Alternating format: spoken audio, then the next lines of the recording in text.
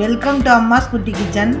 இன்றைக்கி எங்கள் வீட்டில் டிஃபன் என்னன்னு பார்த்தீங்கன்னா தக்காளி தோசை செஞ்சுருக்கேன். இது ரொம்ப வித்தியாசமாகவும் சூப்பராகவும் இருக்கும். வாங்க எப்படி செய்கிறதுன்னு பார்க்கலாம்.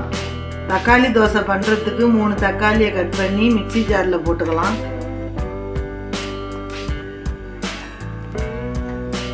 மூணு காஞ்ச மிளகாய் போட்டுக்கலாம். கொஞ்சமாக இஞ்சி போட்டுக்குங்க.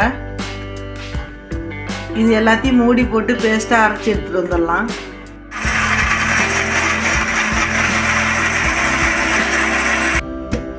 இது மாதிரி பேஸ்ட்டாக அரைச்சி ஒரு மிக்சிங் பவுலில் சேர்த்துக்கலாம்.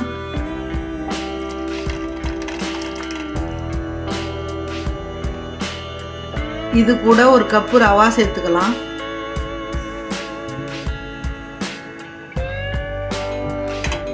நீங்கள் வறுத்த ரவா வறுக்காத ரவா எது வேணாலும் சேர்த்துக்கலாம். எந்த அளவுக்கு ரவா எடுத்துக்கிட்டீங்களோ அந்த அளவுக்கு அரிசி மாவு எடுத்துக்கணும். அதில் பாதி கப்பு அளவுக்கு கோதுமை மாவு சேர்த்துக்கணும். தேவையான அளவு தூள் உப்பு போட்டுக்கலாம்.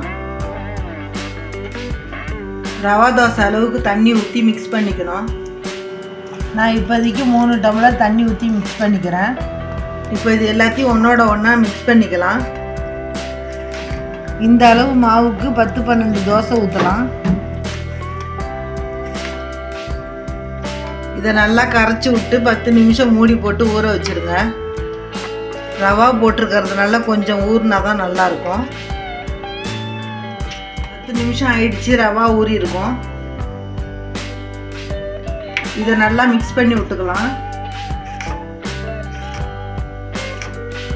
இதில் ஒரு பெரிய வெங்காயத்தை பொடியாக கட் பண்ணி போட்டுக்கலாம். ஒரு பச்சை மிளகாயை பொடியாக கட் பண்ணி போட்டுக்கணும். கொஞ்சமாக கொத்தமல்லி தழை கட் பண்ணி போட்டுக்கலாம். 1 ஸ்பூன் ஜீரகம் போட்டுக்கணும். இது எல்லாத்தையும் நல்லா மிக்ஸ் பண்ணி விட்டுக்கலாம். நல்லா மோர் மாதிரி தண்ணியாக கரைச்சிக்கணும். தண்ணி தேவைப்பட்டால் ஊற்றிக்குங்க.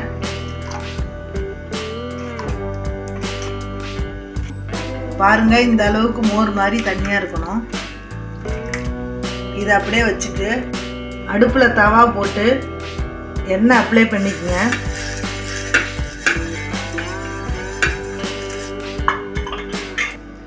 ஒரு டம்ளரில் மாவு எடுத்து ரவா தோசை மாதிரி ஊற்றிக்கலாம்.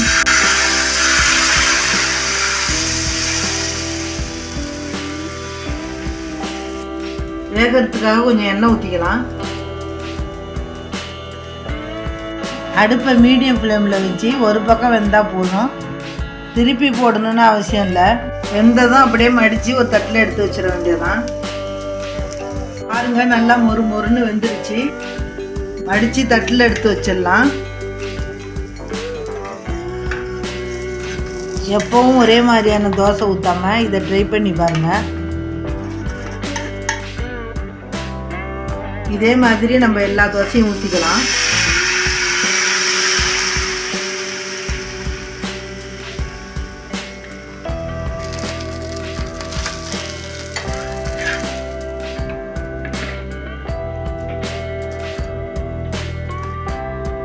அவ்வளோதான், சுட சுட தக்காளி தோசை ரெடி ஆகிடுச்சு. இந்த தக்காளி தோசையை சாம்பார் சட்னியோடு வச்சு சாப்பிட்டிங்கன்னா ரொம்ப சூப்பராக இருக்கும். இதை நீங்களும் ட்ரை பண்ணி பாருங்கள். அம்மாஸ் குட்டி கிச்சனுக்கு லைக், ஷேர், கமெண்ட், சப்ஸ்கிரைப் பண்ணுங்கள். நன்றி, வணக்கம்.